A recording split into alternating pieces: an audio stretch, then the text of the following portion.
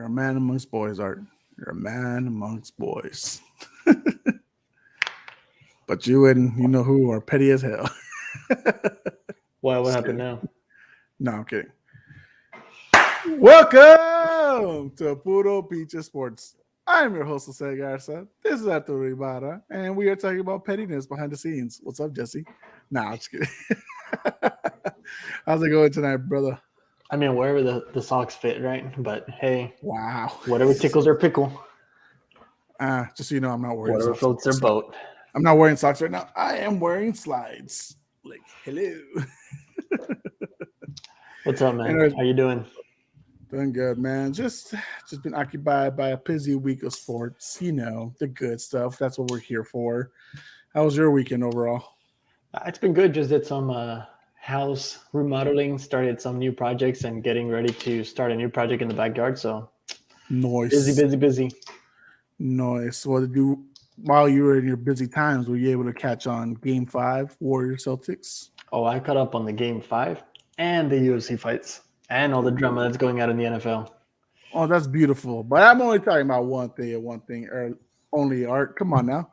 So, Art, Game 5. The Western Conference champions, Warriors, defend their home turf. They beat the Eastern Conference champs, Boston Celtics. We've been going at it different. They're thinking different things. Warriors are better. Celtics are better. Who's going to win the title? Draymond sucks. Draymond's all right. Overall, what were your thoughts in Game 5, especially with how everything went down from Game 4 leading on to Game 5? It was a shit show, man. It was a shit show in a good way, though. I'm looking right now at the stats, man, and it's the field goal percentage, the 3-pointers, the free throws, man. It was all over the place for both the Celtics and the Warriors. But the thing that was the craziest was the 3-pointer percentage. Like the Celtics had 11 out of 32, and then the Warriors had 9 out of 40. So usually both teams do a little bit better. We've seen that in the past games. They kind of go 3-pointer, and just start getting the lead. But this time they were just at it. I mean, the Celtics were able to contain Steph, but there was another piece. There was another key piece that came out of nowhere that hasn't shown up in the past games. I mean, Draymond Green was in double digits, I think, before half. So was Wiggins. So No, it was crazy. Draymond didn't touch double digits. He did about 8 points. He was close. He just missed it. Yeah, he was close. But it was freaking crazy. I mean, the rebounds both teams were good at the rebounds. Their turnovers was what killed the Celtics. And I told you that at the beginning of the series that it was going to be the turnovers and the missed three and missed shots and not the rebounds that were going to cause the game. And yeah, the score was 94-104. But if we look at the rebounds and the turnovers, that was 18 points in turnovers that the Celtics had. So that was literally their missed 18 points or 18 to 10 buckets that they could have had to beat the Warriors, though. So yeah, the Celtics started out 0-12, I believe I'm mistaken, Yep. 3-point percentages, and then afterwards they started heating up 0 a and little 13. more. But 13, and then Tatum made the 14th. First one. Yep. Yeah, made the first shot, and then at half, you kind of felt that swing was already done, especially with that. No, that was at the third. You just felt that the Warriors came in hot. They came in wanting to play. Yes, they didn't make many 3-point shots, but they're still creating opportunities, in the paint, in the mid-range game, which is all very important still in basketball today. Not everything is about the 3-point shooting, but unfortunately, you have a lot of teams, especially the two teams here right now, that love shooting the three. And if you're open, fuck it, shoot it. That's coach is going to tell you to shoot it, right? It's just, didn't click for a lot of players. Klay Thompson led for the Warriors. Tatum led for the Celtics. The Celtics had a nice swing, right? Like in the third quarter, they caught up. They were doing a lot of work, a lot of damage back that they had messed up in the first half. And it looked like, hey, we might get a swing going back. And then that buzzer beater shot by Jordan Poole at the end of the third to put up another 3 points to take back the lead. That for me felt like the killer instinct that the team needed again to pull off the victory. Art, I feel game 4 was a crucial miss for the Celtics to win that game at home. They needed that win at home to give them the like motivation to even if they lost this game to feel confident. Now they're in an elimination situation going back home. We were watching the game together. The Celtics could have easily stolen Game Yeah. 4, just like the Warriors stole it. In the end, it was a very close fight. Fantastic work. These finals have been fantastic, but the Warriors are now in the driver's seats. They're hungry. What is it going to take the Celtics to do to stop the Warriors from winning their fourth title in the last 8 years? Well, I mean, it's going to require a lot. It's going to require a lot of their confidence to get back. But I feel like this is their moment to kind of get this win, and I think they do win the one at home. Like I said, I see them going Game 7, and I have the Celtics going at it.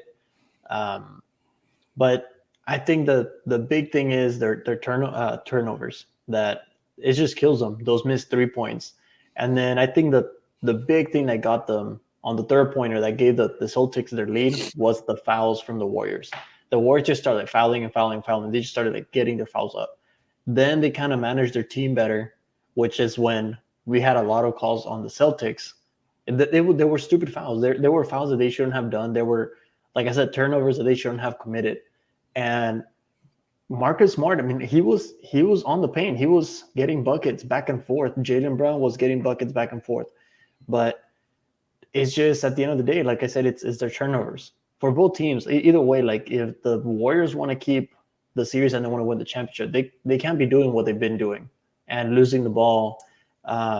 Especially like, come on, man, you have Draymond Green open underneath the basket, and you're passing on wide open layups, shots that you can just get, but you're going for the most difficult. Yeah, you're going for the most difficult shots, and you're just passing. Like, don't get me wrong, they're great passes. Hey, you shoot it out, you pass it out.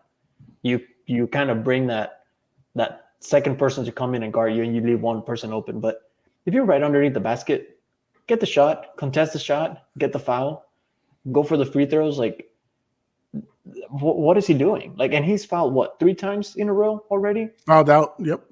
Like, it's like, does he even want to play? Does he even want to win a championship?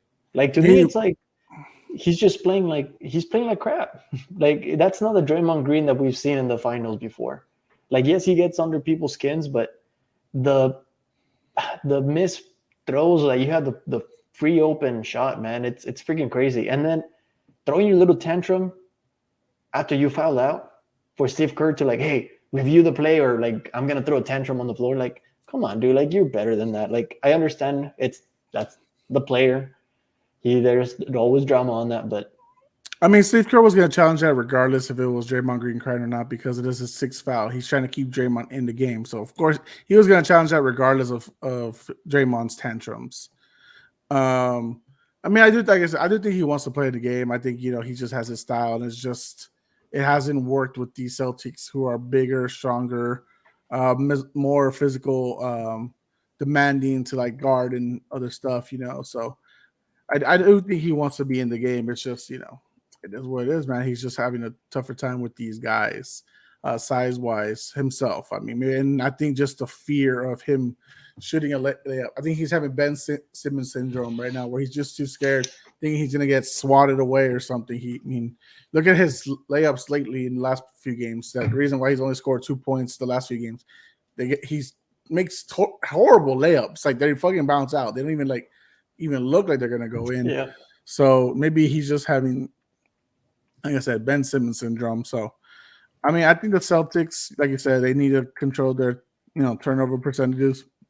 Freaking Warriors handle that very well themselves. Usually, they're as horrible as the Celtics when it comes to turnovers, and causing themselves only 6. That's not too bad, especially like for what y'all normally average about maybe like 13, 14 a game. That's really good. So they need to do that. I think the fact that Andrew Wiggins also stepped up in the game, I think, was a big crucial point, because they weren't expecting that. Now, Steph Curry had an off night, very rare off night, and somehow, some way, with Andrew Wiggins, with Klay Thompson, they pulled out the victory. You got some big contribution from your bench as well, from Poole, from Payton the second. So it was a huge game. Art, like you said, you think Game 6 is going to go to the Celtics. I do believe the Celtics still hungrier. they've had their backs against the walls multiple times before, and they are ready for this game. I definitely believe that for sure. I personally want a game 7, so that way we could just have a hell of a game 7 on Sunday. I assume that's when they're gonna do it, or Saturday, whatever they're gonna do. Game 7. I just want a big epic showdown. But I still have Warriors in 6. I mean, it's just you have to beat the man to be the man, and the Warriors' big 3 right now are the man. Regardless how you feel about them breaking the Spurs' big 3, overall record and finals wins, blah blah blah blah, stuff like that. Spurs big 3 over Warriors big 3 any day, by the way. But it's going to be tough, and you have to be as disciplined as you can. That's for Brown, who had a tough time in Game 5. Tatum, who didn't look that great in Game 5, even though he put up 27 points. He didn't look that great. Everyone else, Smart, Grant Williams, Derek White, everyone's going to have to contribute. You have to figure out a way to take them apart. How did you win Game 1? How did you win Game 3? You got this. There's ways you can do it. You've done it before. It's just going to be another game. You want the title or not. That's all it is. Any final thoughts are before we move on? No, man, it's like I said, it's going to be a great hell of a game. Sucks for that fake Klay Thompson fan who just got like man, he got banned for life now. How do you feel about that, to be honest? So if you don't know, guys, the man who is known as Fake Klay, he snuck into the Chase Center through 5 layers of security, and he got to shoot around for like 10 minutes on the court before anybody realized that wasn't Klay Thompson. What are your thoughts on that before we move on? Honestly, man, I think that's great. I mean, if you have the chance for that, and honestly, man, I don't even think he should be like banned. Like, me neither. That's your security. Like the fact that your security did not like flagged him or ID'd him or anything. They're just like, oh yeah, you're like, come on in. Like, it's kind of like, what are we paying you for? Like, anyone can just go in there. Like, oh, if I look like LeBron James, I'm just gonna go in there and make a fool out of myself shooting. Like, by the way, is this man even 6'6"? Like, hey, like, does not know by the height difference? I mean, because I don't feel like he's 6'6". Yeah, he's got an okay form when I saw him shooting the baskets, but I mean, like, he don't look 6'6" to me. He barely looks just over 6 foot. I don't think he is. So I mean, you're right. If anything, Warriors, you shouldn't ban him. I understand what he did was wrong, but at the same time, like, he exposed your security measures, and clearly, bro, on the finals, bro. And I'm not trying to like, I've snuck in, some way, some form, in some places, and even with, me forgetting, like, I have like a pocket knife on me. I snuck in with the pocket knife in certain places, and they scanned me, and they're like, and I still somehow got in. So, what we should try to do? We should try to just put a ladder in the back of it. No, just put a ladder in the back of your car or my car, and then like just walk into like Six Flags. Buy some of those vests. Have you seen those? There's people that actually like wear the vest and they just walk into Six Flags with a ladder, and like people won't stop you. They'll just open the door for you. Oh my God. You're just asking for a crime. You're trying to get me fucking put in jail. Nope. Can't do it. The fake claim I lost 10K. Well, I don't got 10K to bail myself out. I'm not Jeff Hardy. All right. We're going to move on to the next topic. UFC 275 was this past weekend. Hell of a card in Singapore. All right. We'll start with the main event. Yuri Prochaska defeating Glover Teixeira in the 5th round via a rear naked choke with only 28 seconds left in the fight, Art, to become the new UFC light heavyweight champion. Art, what were your thoughts on the fight, and what are your thoughts on the new champion, and your thoughts on the old champion? Man, that was such a great fight, man. Like this, like sex. How do you say it? How do you say? No, his nationality. Oh, Czech Republic. This Czech Republic and samurai, dude. Like that's what he goes by. That's his Bible. And he went in super confident he was gonna win that fight. He did not expect Glover to put the fight that he did. And there was some moments that I was like, shit, Glover is actually gonna take this fight. He's actually gonna win this fight either by knockout. And there were just stupid little moments that he did that he should have just gone for the knockout. I believe there was a moment where either round 3 or round 4 where he had Prochaska already like on the floor and everything. And he went for the guillotine. Like, dude, you should have just kept going. He had him against the fence. It was a great fight. There was blood all over the ring. Prochaska looked tired. Both of them looked tired. They both of them looked gassed. They didn't think it was going to last to the 5th round the way it did. I don't think anyone did, honestly, watching that fight. The way they were going at it. They were going back and forth. And I think that if they would have gone to decision, it would have been a close decision. Because I had Glover going for 2, Prochaska going for 2, and then one of them was just like up in the air. I had a 3-1 Glover. And the scorecards that came out, Glover was going to win.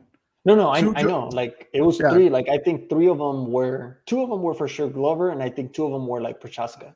And one of them was the only one that it's the deciding factor.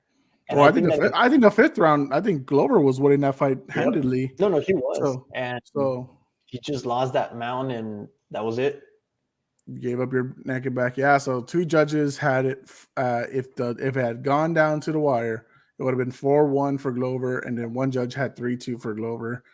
And that just tells you Glover would have been still champion if he had just survived for another 28 seconds. Yep. But, man, what a barn burner of a fight for not just Prochaska, who a lot of people were already impressed by. It was only his 3rd UFC fight, but he was on a 12-fight win streak going into this fight. Hell of a warrior and stuff like that. But Glover Teixeira, at the age of 42, for what he did to prove that it doesn't matter how old you are, he can still hang with these youngsters and all this other stuff that, he's the Brazilian Randy Couture, that he can still go. He wasn't easily knocked out, or a lot of people thought. I mean, I even had maybe a 1st, 2nd round knockout in my eyes, and Glover proved me wrong. His wrestling was superb. He knew when to take him down. He took it to the ground. Yeah, he knew. And Prochaska just doing everything he can to survive. It was a back and forth blood fest. It was beautiful to watch. Both fighters will tell you there was a horrible fight for each of them because it was not part of their game plan. But somehow, some way, Yuri Prochaska comes out on top with the rear naked choke, gets the win. Now, Art, after watching this fight, after watching this most likely fight of the year contending fight, because it was a hell of a fight, and do you want to see an immediate rematch? Yeah. Okay. And because there's also talks about maybe Jan Blachowicz getting the next title shot because he is a former champion prior to Glover taking the title from him. I mean, I wouldn't mind seeing that fight either. But, man, I think whatever the next fight is, I think there needs to be a second fight of Prochaska against Teixeira. Like, it has to. This fight reminded me of the Oliveira and what's the fight that we saw at your house? Chandler? Oliveira versus Chandler? Yep. Or no, the other one. The one where we lost, the one that I lost the bet to.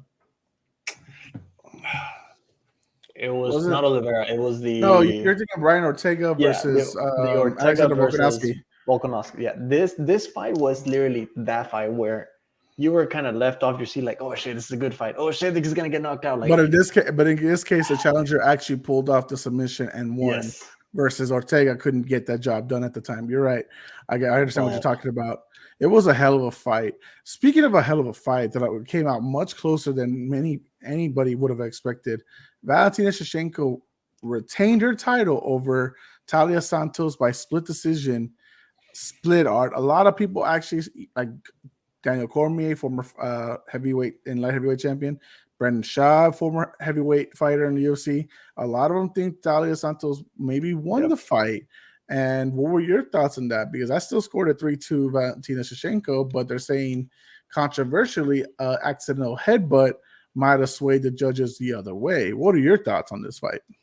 So I think Santos had the fight getting into the 3rd round, right before the headbutt. If that headbutt would not have happened, I think Santos would have taken the fight. And it's just because of, I know it's a controversial one, and hey, they both clashed their heads. Like there's nothing you can do about it. It wasn't intentional, It happens sometimes, right? but it did. I mean, her eye just like bubbled up, so she Explode. could only see from one side. And then right after that happened, like Shevchenko just won that third round. Like she was The tide just just, turned. yeah, she was just tagging that left side or the right side. Blind side. Left side, strong side. So to me, it was kind of like, okay, you did not do anything the whole first and second round. Like you were just on the ground. Santos just had you pinned the whole fight for the first 2 rounds. And right after that headbutt, you're like, oh, let me get some jabs in, let me score some points, let me go. That's my controversial right there. I think Santos won that fight just because of what she brought to the table. And I just feel like Valentina played it safe, similar with what happened with the Namajunas fight, the championship fight. You know, like she was like, oh, well, I wanted to play defense and everything. Like you lost the fight. You didn't come out as a champion and said, this is my championship, I'm going to retain it. And I just feel like Valentina did the same thing. Like she did not come out as strong, and she had the advantage right there, like one eye person, and still Santos put up a fight all the way to the 5th round. So to me, I would have given it to Santos. I mean, I'm still going to lean towards Valentina. I think she did her part to keep her title because at the end of the day, she has to be defeated thoroughly to, for me to be convinced she can lose the title. Right? That's been a lot of your arguments too. You want to be a convincing way, to defeat the champion. Valentina did her job, of course, but of course it came at the expense of, it's an accidental headbutt. I obviously don't think it was purposeful. I don't think it was intentional. I just believe she just took advantage of it, which she, of course, obviously did. And look, she's going to be out with a broken orbital for a while now. Those are about maybe a 6-month recovery, so that's going to take her out for the rest of the year, most likely, before she can train and do stuff again. Valentina probably has other things she might want to do. Hey, maybe she'll fight Rose Namajunas. Who knows? Because Rose is not going to be in the strawweight title contention title fight for a while now. Now that we'll talk about that in just a little bit. But Valentina continues her historic run. It's going to be a real challenge still because even though Santos might have the confidence going into the next fight saying, hey, I gave her the best challenge she's had since an Amanda Nunes fight. I've given her the toughest road. The confidence of her winning, and I mean Valentina, is there. And sometimes you see it. Like they might struggle the first fight, but in the second fight, they might come out even stronger, even better. We've seen that with John Jones, who had a back and forth fight with Alexander Gustafsson, then comes out in the rematch, finishes him. He has a fight with Daniel Cormier. Easy kind of win, but then destroys him in the second. So Valentina's still champion mentality. She might, she's going to look back and see all the mistakes she made in this fight. She's going to correct those mistakes, and she's going to prove why she's been the most dominant women's champion in today, since Amanda Nunes lost the bantamweight title. Any other thoughts on this fight, Art? Nah, besides that, I mean, both Santos and Valentina, they look great. I think it was a good fight. Rematch, for sure. I agree. There's a rematch for sure. Let's have a rematch. Whether it's a title fight or not, like whether Valentina like keeps going on or not, like hey, I'm okay with that. But going back into that topic that you said about Namajunas like not possibly going for the strawweight title, the rematch again. She's not getting the third crack at Carla. They're not giving it to her. They're giving it to the winner of the third fight of the card, which is Zhang Weili, who knocked out Joanna Jędrzejczyk in a beautiful spinning back fist that just face planted the former strawweight champion. Retired. Retired her. Absolutely.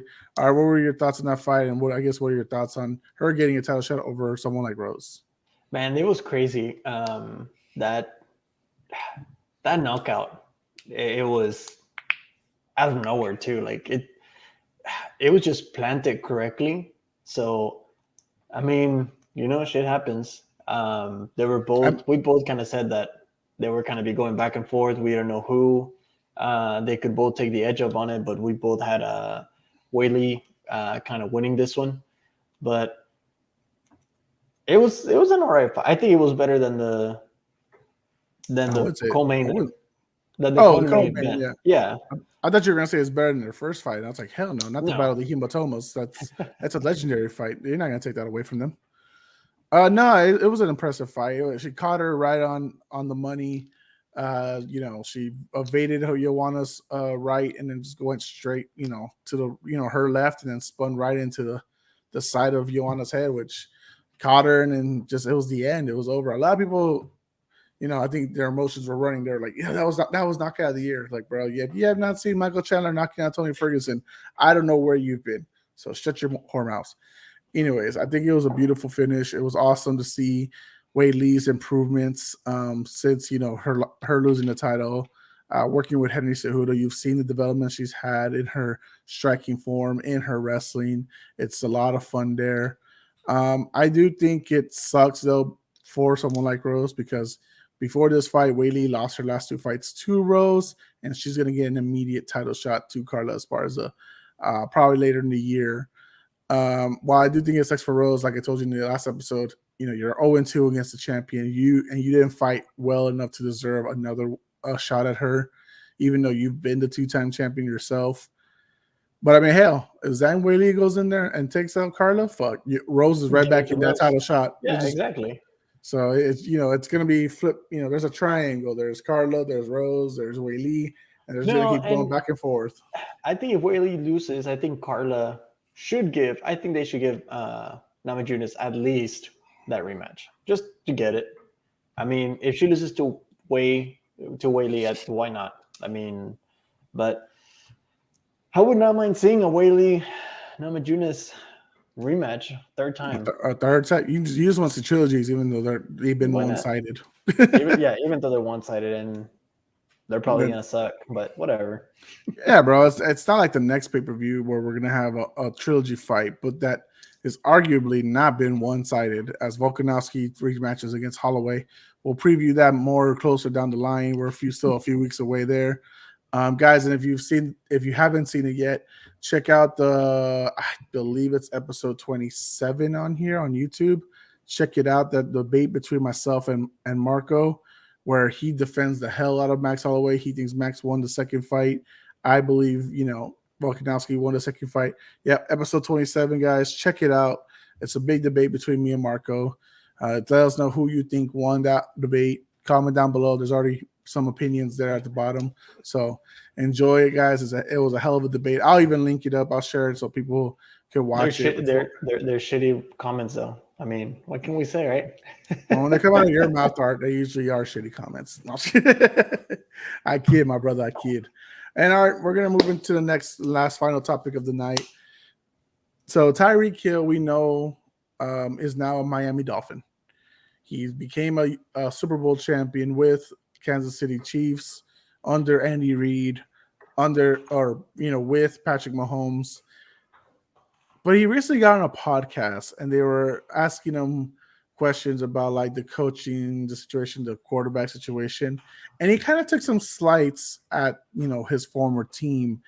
What were your thoughts on him saying stuff like, oh, Tua throws more beautiful, accurate passes to me than, Patrick Mahomes, the coaching staff here is taking care of me more. I'm paraphrasing. They seem to be taking care of me more than my old team did. What were your thoughts on that, man?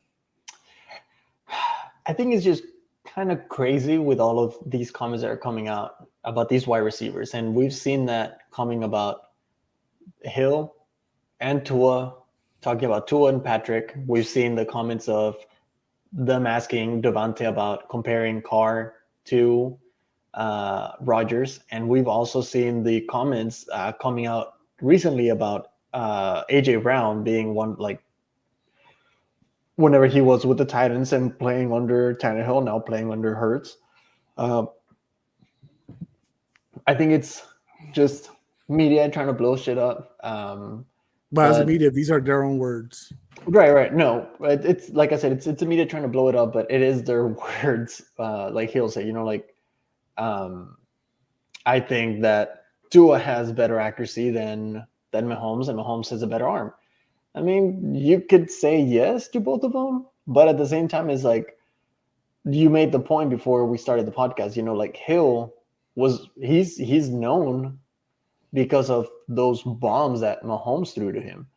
Now, I do argue with you and Marco about, how some defenses have kind of figured out Mahomes' passes and how his inaccuracy has happened over the past 2 seasons. But I think it's just the defenses figuring out Mahomes instead of Mahomes having bad accuracy. And then at the same time, what other receiver did he have? Robinson, Michael Hartman, Byron Sammy Taylor, Watkins. exactly. So the only ones that actually did anything for Mahomes were Kelsey and Hill. Not even the running back that he is Clyde Edwards-Helaire. Yep. like he was supposed to be a passing catch running back. Like he hasn't done anything. So to me, it's at the end of the day, it's kind of smoke. Just Hill kind of throwing shade. But at the same time, he kind of has to just to defend his quarterback. He can't be saying, "Oh yeah, like Mahomes is better. I don't know why he left." But He his left because comments, of money. yeah, but his comments, well, it's also because he felt like he was getting disrespected as far as like, he wasn't getting as many attempts or plays called for him, by Andy Reid as for like someone else because there's that kind of like pride thing or ego thing where you can say, I'm the best. Like, why aren't you feeding me the ball more? I can get you more wins. I can do because here's the issue with those guys. You're saying defenses are figuring them out. Well, one, this past year the O line sucked. There's no denying that. Marco would have tested it too. You could argue that was a very like mid to low tier form of a O line. So second, those receivers you're talking about, yeah, none of them are even like a wide receiver 2 caliber. Like they all drop the balls. They're not catching. Some of them are wide open catches and they drop the ball still. So like that's where I'm defending it more on Mahomes because I'm watching the games and I'm seeing those guys like tips off their hands, and they have it right there and they're not getting to the positions or they miss the plays. They will go left when the ball's going right. There's miscommunications there. So that's why I'm defending more Mahomes because I don't think he's, getting figured out or lower. I think he's, just playing with a lesser talented team. And that's why I have a big question mark whether they're even going to make the postseason this year because you lose a Tyreek Hill, who's a top tier wide receiver, and your new wide receiver 1 is Juju Smith-Schuster, who's known for TikToks. He's on the same team in the same city with your brother, Jackson Mahomes. Like, so that's where I'm like, I'm defensive of Mahomes because I'm not gonna attack his greatness by like, oh, they figured him out. They figured him out. They know his plays now. They know his schemes. I don't believe that because otherwise he wouldn't have made it as far as he did to the AFC Championship. No, and it's not. I mean, yes, he did made it, and like props to him. He's a badass quarterback. Don't get me wrong. I'm not dishing on him, but some of the defenses did know how to stop their passing because that's what they were big on, their passing game. They took out Hill and they took out Kelsey. So at the end of the day, is the defense is just taking out the players. But I think at the end of the day, that could just be more the defense is stepping up more than it is that they figured him out. That just means they're stepping up on the route running and stuff like that. Yeah, I mean you can argue that. I'm gonna still say that a lot of the because I would say the Bills have a better defense than the Bengals, and they couldn't stop them in those last seconds that forced overtime or whatever it was for a coin flip and stuff like that for the Chiefs to go on to win, right? Like it's you're not true. gonna tell It's me a kryptonite. yeah, like the Bills choked and they're the better defense than the Bengals. The Bengals Twice. and the Bengals just had the better attributes to want to like they wanted it more. They just showed they wanted it more. They weren't the better offense. They weren't even the better defense. The defense was bleh. But they showed up. Like come on, Eli Apple. Really? Like you're gonna like come on, like so like I said, I'm gonna defend it. I'm not gonna say Mahomes is, blah. Yes, he's How much did strong. Marco pay you? Marco doesn't pay shit. Obviously, he doesn't pay by eating a damn chip. So he's not paying anything. I'm just telling you what I feel. So that's all. But so Art, I thought you made the ahead. comment, right, that we are having a UFC fight party, but people that have not done their bets, so they paid all their bets, they're not coming over, right? Actually, I didn't tell him that because I did invite him. I need to take that back. Like, you can't come in. You can't come to my home no more until you eat the chip. So anyways, we'll save that for another time. So Art, because of this topic, because of Cheetah, sliding Mahomes, sliding Andy Reid, and sliding his former team because of money, play time, whatever it was. I thought we'd have a little fun. You weren't Yeah. looking all forward to it when I first told you about it, but whatever, bro. Hate me, whatever. I want to do a QB rankings Okay. tier So list. before we get into that, man, what do you think about the whole Deshaun Watson thing that he came out this just came out this week, but now there's rumors about the Panthers trying to acquire Baker Mayfield and trying to make some kind of changes, and I They, believe they, they're the only they, ones. Do they've you think been it's trying. going to go through? They've been trying all this time. Like we've talked about this multiple times. They've been trying. I don't care until they actually do something at this point. It does not matter. What is it like right now? The Panthers have to figure that shit out. The Browns have to figure out, are they going to willing to trade Baker because they don't even know if Deshaun's going to play. There's nothing to say. Guys, check out the last episode if you want to see more discussion about the Deshaun Watson case and stuff like that. There's really not much more I can add on. He talked to the media today for the first time in a long time. Cool. He's just burying himself a lot more honestly than than before. So just yeah, we're not going to discuss that right now. Let's go back to what I was trying to transition to before you interrupted. A tier list. All right, I want to have some fun. We're gonna have a tier list here from S, A, B, C, D, F. We're gonna rank these QBs. 37 QBs are. We're gonna go quick fashion, quick order. What levels do you think they are? What levels I think they are? Then we'll meet in the middle. We can put them there. Blah blah blah blah. You got this. I know you want to use a CBS trademark or whatever it was.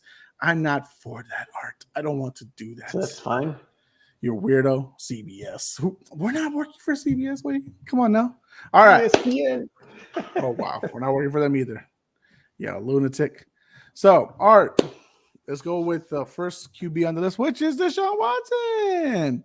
How would you rate Mr. Deshaun Watson, sir, as far as QB level? Not talking about personal level. I'm talking about QB level. I would have to put him in the tier B. Tier B. Why B for your part? Just because of his past history, like he is a mobile quarterback. He's a great quarterback he was great in Houston with the weapons that he had. The O-line was not the greatest, but he was still able to take the Texans and make them contender.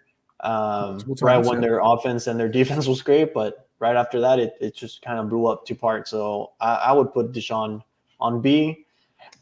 Just because he hasn't played, I would actually put him on C, but I'm just going to put him B because of his past history. I think I'll use the fact that he hasn't played as a reason. I'll put him at B. I actually would rate him A when he's healthy, when he's normally playing and stuff like that. But you're right. I'm going to use the fact that he hasn't played in a minute as an excuse to put him in the B tier list. So that's my thoughts on there. Next up, Art, Mitchell Trubisky, possible starter for the Pittsburgh Steelers. What are your thoughts on him? Man, over him and Kenny Pickett, man, I think they're both in the same kind of level. I mean, he did take the Bears twice to the playoffs. He is a backup. He was a backup to Josh Allen. He looked great under that offense too. Yet again, it was the weapon. So I would just have to put him at D. I haven't really seen him do anything as an actual good starting QB apart from being under Nagy, and I think I would want to see him do something under the Steelers for me to actually upgrade him to a better tier. Okay, so D it is. I would have given him at least as like a C minus, but D is a perfect spot. Starting quarterback for the Houston Texans are David Mills.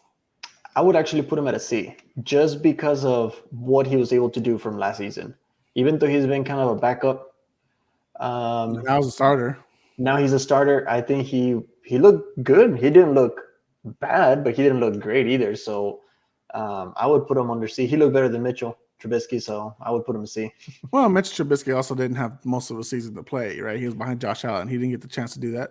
All right, I'm gonna put him backup. I would put him as a C, but I'm gonna put him as a D because he's a starter. He's a starter, okay. and you're talking about the Houston Texans. They don't have much.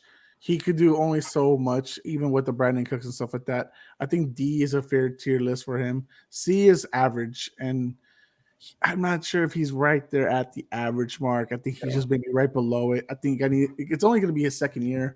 I think I need to see a little more from David Mills to really tell me hey, are you a C level? Hell, you could possibly be a B level. Art, next one, Joe Burrow. He would be an A for me. An A, okay. Give us the reason why. The reason why is, he looked good at the beginning of his first season. You know, like he was making plays and everything. He got hurt. And then right after the injury, he came back. He was slow to get up, but he made it with a shitty O-line and some missed pieces weapons, like all the way to the Super Bowl. So I will put him in the A. Yeah, I don't like really saying this much because it's very rare for me to use this for anybody. But that was Brady-esque what he did this past season, what he did with this O-line, what he did only with his second year with Coach was it Coach Staley? No, that's Browns. He did what he could, and he got them to the Super Bowl and one play away from possibly becoming a champion. Hell of a talent. And I think now that he has a more improved O-line, we might see even more greater things from him. And who knows, maybe a championship for him is right around the corner. Kyler Murray, starting quarterback for the Arizona Cardinals. I'm going to put him at a B. B? Okay. Yep. I would agree with you. I think he has some talent there, but I do question a lot of his motivation and his play and his play calling skills on his part on the field. That's exactly what I was gonna say, because it's like he's great. Like we had the Cardinals going all the way to the Super Bowl whenever they were like 0-10 or 0-9. No, 10, like 10 Alex did, right? Oh yeah, you and Alex were high on him, but I was like, hey, this is a good team, and his confidence just went away after starting to lose. So to me, that lost to Green Bay and all stuff like that. He got hurt and stuff like that. So now a lot of things factoring into it. I think there's still a long way. I think maturity also has to do something with it, but that's just from me out looking from the outside looking in. So that's my thoughts on that. Daniel Jones, starting quarterback of the Giants. He's an F for me, man. Like he hasn't proven anything to me. Hell, man. Even Trubisky or Mills, like I can't even put him under that same one because he hasn't done anything. I couldn't put him above him. To be fair, like I think he was overrated when they got him. They could have got him in the second round. They chose to go with him because he was coached by Eli Manning's coach, and so blah. Mac Jones, starting quarterback for the New England Patriots. I will put him at a D. Why a D? Because I have other quarterbacks that I believe are a C, and I don't think Mac Jones is at that level yet. I think you don't think Mac Jones is average? No, he is average, but I don't think he's shown exactly more than some of the quarterbacks that I would put at C. I'm going to say C. I'm going to put him there because I'm not going to put him at the level of David Mills and Mitchell Trubisky, especially with his stats as a rookie over the other rookies. Patriots? No, well, it doesn't have to do with that because you're going to tell me he's the same level as Trubisky and Mills compared to all the rookies from last year. He beat out everybody. Lawrence, Wilson, Lance, Fields. Yeah, I'll give you that. Mills, like you can't like it's tough for me to agree. Plus, he took the Patriots, who don't have much of offensive weapons, to the playoffs. Yes, the defense had a lot to do with that, but he made some impressive hell of a plays. If you recall that matchup against the Cowboys, that as soon as the discipline, the maturity he showed when he threw the interception, pick six, what did he do right away? Next play, 75-yard touchdown pass. Right away. No fear, no nothing. Nah, man, come on. You can't put him at a D. Like you're saying Mills and Trubisky level? Come on. Come on. Geno Smith for the Seattle Seahawks. I have 2 Seattle Seahawks on here, just so you know. So Geno Smith. Just put him next to Daniel Jones. All right. There's not much we can say right there. And then just jump next to the next Seattle's one and just put them in the F. There's not so much I can talk about them. That's true. Let's go and find what's his name? Drew Lock. He's right there. He's the third one. There we go. Drew Lock. All right. We're joining the F tier list right there, guys. All right. Kirk Cousins, starting quarterback for the Vikings. Your favorite. That's the one that I would put it a C. So the reason why I was saying the way that I'm breaking down this kind of category wise of why is because I don't put Mac Jones. That's the thing. Like I don't put Mac Jones at the level of Kirk Cousins, but I can't put Kirk at the level of Kyler. You can say he's a B, but behind them, Like I could always move him in front of him and say he's better, stuff like that. Okay, well let's Like do that. I could say he's a B because I don't think he's a C. I don't think because he has earned his money. A lot of it's not him. It's also been Coach Zimmer, who's no longer there, right? Like Kirk Cousins is a good strong arm QB, right? Like we were talking about strong Yeah. arms, and look at and some impressive passes that he's made to Justin Yes. Jefferson, Thielen, That's Stephon Diggs, stuff like that. Like so. I'm gonna put him at a B. I think respectfully, I think he's better than a C. He in his career he's shown that. To be fair, he just hasn't. There's a lot of times I thought the Vikings were gonna make it farther into the like playoff runs and stuff like that. They just failed to capitalize. Super Bowl champion Matthew Stafford. so I don't know if you're gonna agree with this one, but I see him. I would want to put him in an A, but just because of his past history with the Lions and not being able to do anything. Yet again, I know the Lions didn't have the weapons, they didn't have an O line, blah blah blah, whatever. I think he killed all that narrative. He's an S. Already, No, I mean, no, not. I'm kidding. no, he's a B. For me, for him to be an A, he would have to show something this season with the Rams again. No, That's why I would put him at a B. I would put him I- ahead of all of them. As a B. I would put him as an A because he's always been considered a strong arm man, an accurate man. He just had the Lions. Like that's and then the first year that he gets the talent, he wins the title, right? So it's like I'm gonna say A, but I can put him at B for now, but I argue A, honestly. I don't think he's a No, B like trust, there. he's a great quarterback, and I will put him in an A. But just because of this one season, You're calling fluke? Yeah. Whoa, Joe Burrow's better than Matthew Stafford. You said, all right, Baker Mayfield, unknown position. We don't know where he's going to play.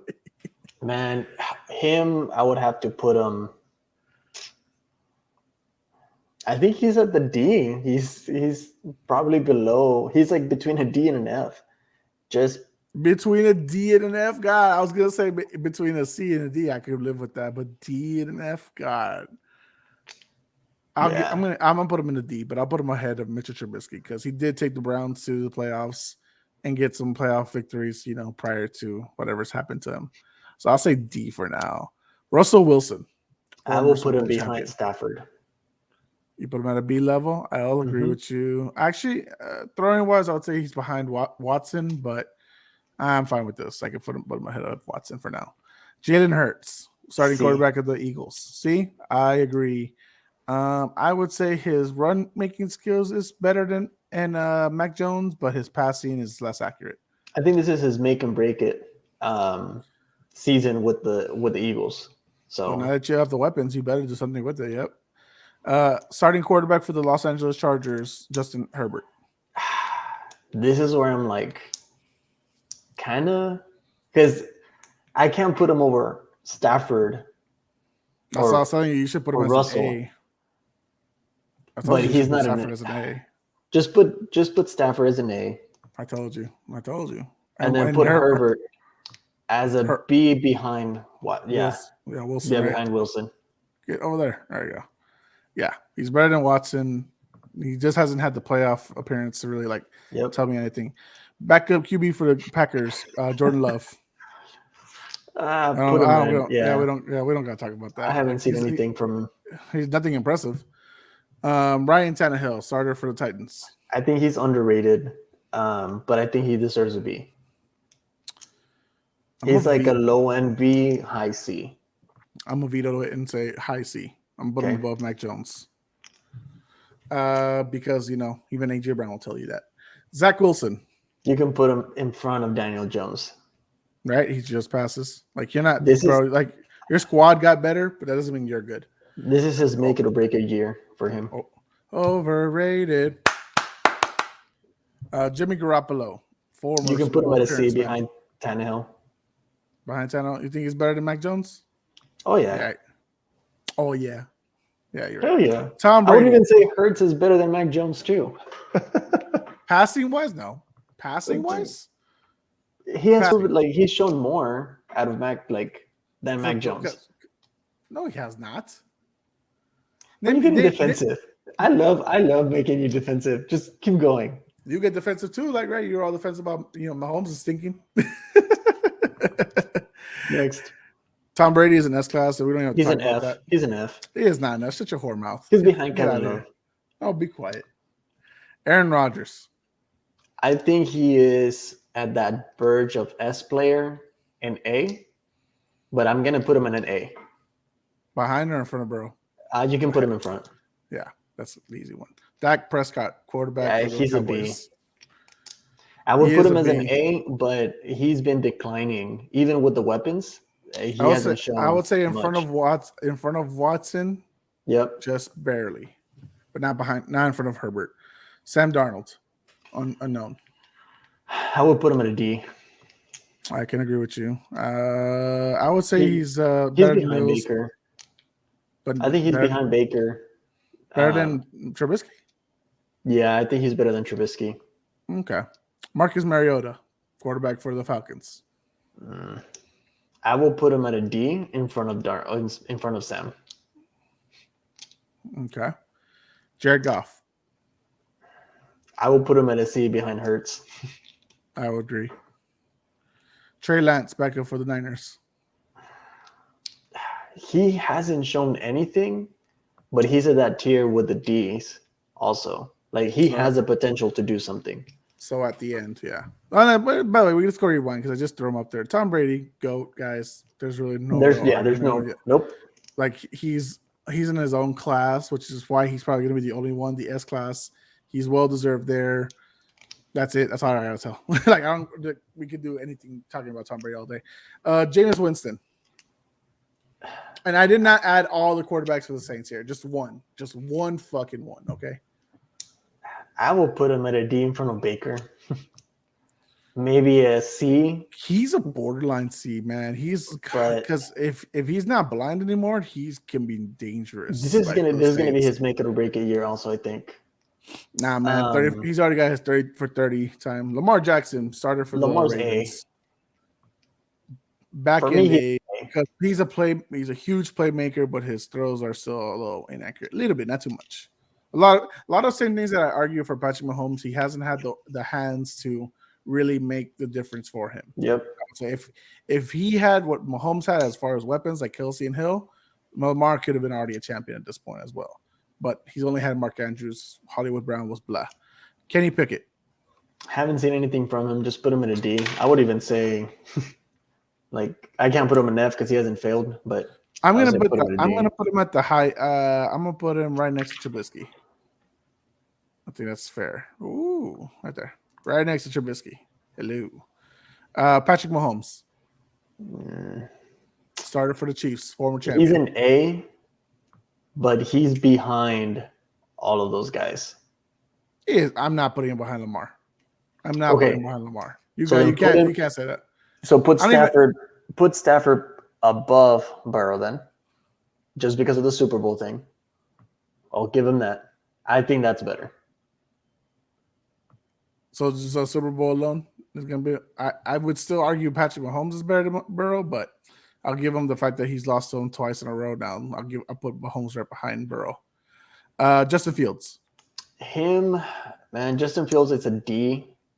He's a top tier D, I would say. He's a top tier D. I would even put him at a C with Jared, like right behind Jared Goff, because I feel like right now he's kind of falling at the same situation as Matthew Stafford he was with the Lions. He can't be a C because he needs to show me a lot because there was a lot of inaccurate passes this past year, a lot of unforced turnovers, but that's also a lot of bad play calling and a lot of like lack of effort as far as a team as a unit. So I'm gonna put him at a high D, but he can do stuff to make it to a C. You know how I'm a fan of Justin Fields too. Like I want. Oh no, I think this season he's gonna be. But I mean, it's not gonna be crazy numbers. It's gonna be tough because they're not gonna get many wins. No, but I think they're gonna be close games where he's gonna be one of those quarterbacks that's gonna make that jump tier. Mm-hmm. I think with the weapons and Mooney is great and everything. I know a lot of people are kind of, and yet again, I'm a Bears fan and everything, but I know a lot of people are kind of trash talking on Velus Jones because of the age. I think he's a good wide receiver, good outlet. And And Look, then it's a tank team. Mooney. It's a So tank team. It's fine. Fields and Mooney is all you have. The yeah, defense. It's a but tank team. It's they fine. have one of the easiest schedules, so we'll see what they're able to do with that. Not much. But Tua Tagovailoa, the most accurate man alive according to Tyreek Hill. I would put him, man. Tua hasn't shown anything to me. I'm gonna give him a C. I'd say right ahead of Goff, but not as much as Hurts. Because he's not been bad. Like that's that for me is hard because he's not been bad. I think Goff is better than Mac. Than Mac? Goff, dude. That's rough because you saw the transition. Like we were praising how Stafford went from a Detroit Lions offensive weapons to the Rams. Goff has had the Rams weapons. And we saw how he did with the Lions, and it wasn't that impressive. Yeah. That was a real letdown. Like, no, you're right. As a high improvement, like you saw that he could not create anything for these guys. I can't put Goff ahead of Mac, Hurts, and Tua. Like I can't. Yes, he's been to a Super Bowl, but he's not going to get the Lions there. Carson Wentz, Commanders starting QB. I think it's a C also. I agree with you. Would you put I think he's in front of Hurts, possibly in front of Mac, just because of history. But yep, I can do that. That's fine. I can live with that. Like I'm not gonna argue that. I think Hurts has done very much impressive stuff. Even with the Colts, he wasn't like the worst. And a lot of blame is going on him that they didn't make the playoffs. Dude, the whole team got squashed by the Jaguars. That's the whole team's fault. That's not all on Carson Wentz. Yep. Josh Allen, possible future MVP. A tier. I would say I'd argue he's ahead right of behind Lamar. Mahomes. Yeah. A tier. That's a top list right there. Trevor Lawrence, starter for the Jaguars. Put him at a D, man. And I think he goes like right between Darnold and Mariota, just because he hasn't shown anything. I know he has the fancy weapons now, and fancy as expensive weapons, but I'm not good. Oh, for one, he's not. He's not in front of Justin Fields. He's in the same position, maybe. Okay, then I'll put him in the same position. I'm not gonna put him behind Baker, Jameis, and all right, put him behind. I would put him behind Jameis. But Jameis hasn't shown me anything. He had like less than a handful of games before he tore his ACL, and before that he was Mr. 30 for 30. But he was better than. He showed more than Lawrence.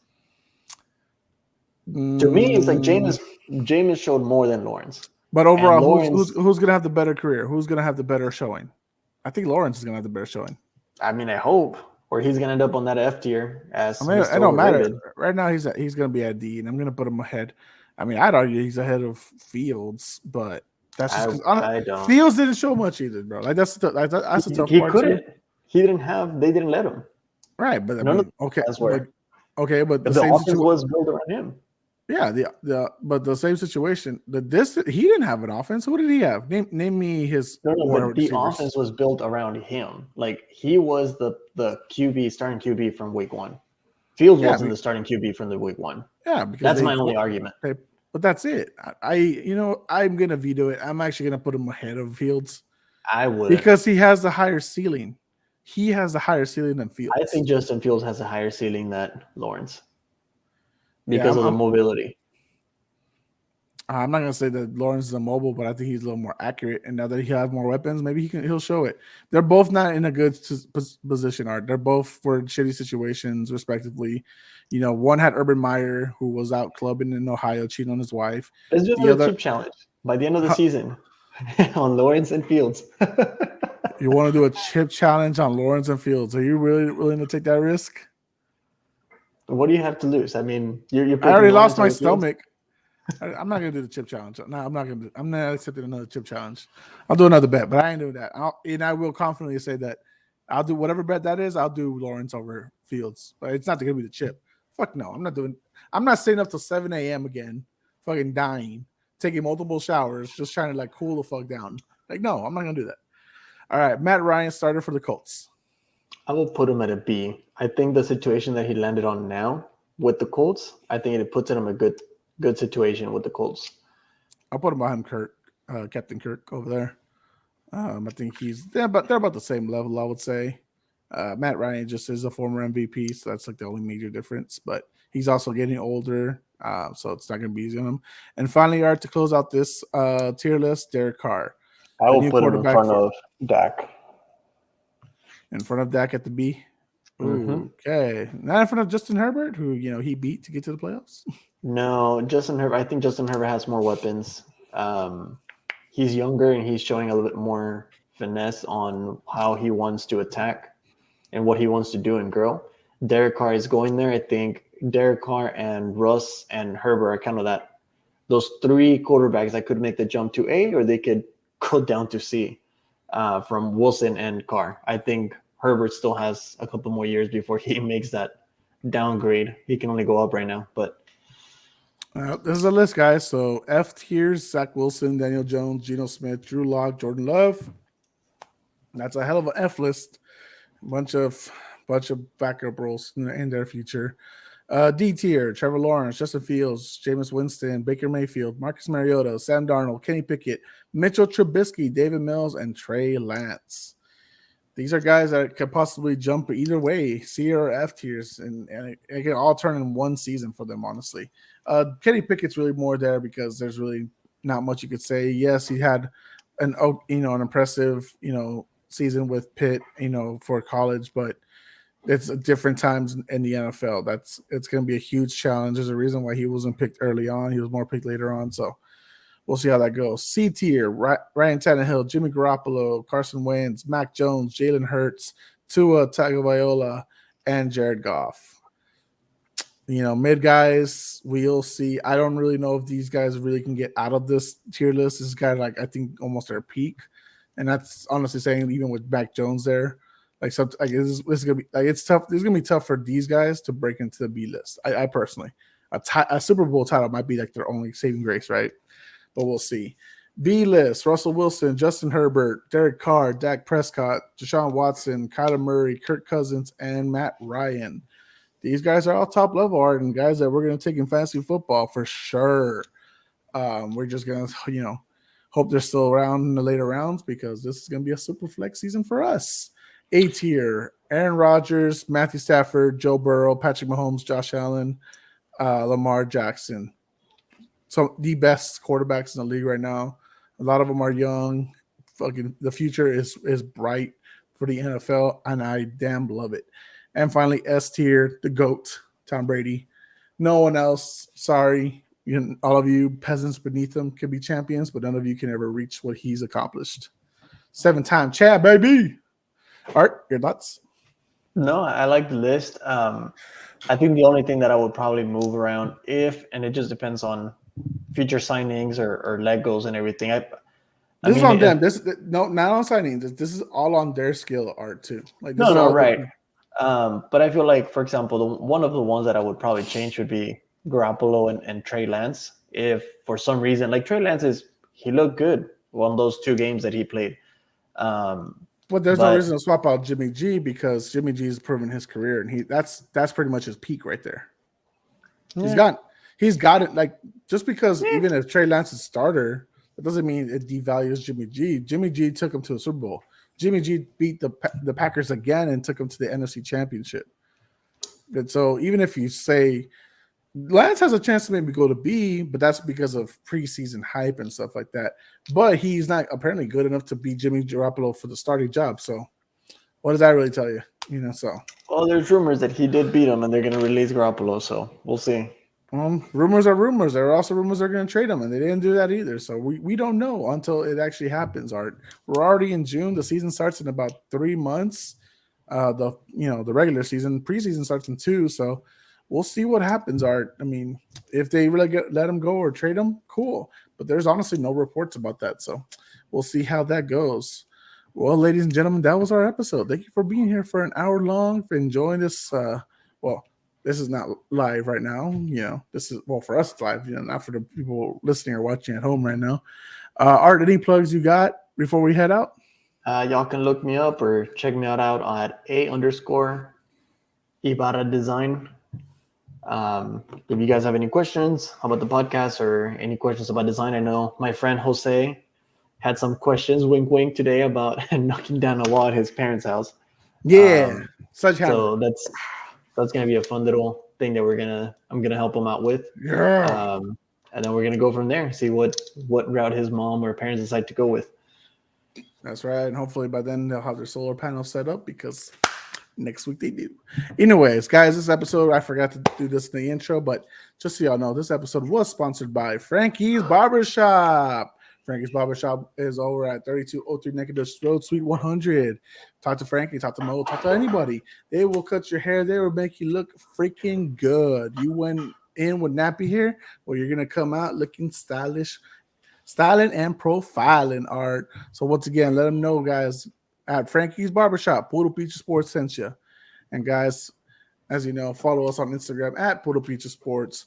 Follow us on Twitter at Peach Sports Pod. For Arturo Ibarra, I am Jose Garza. We are Poodle Peach Sports, and we are out.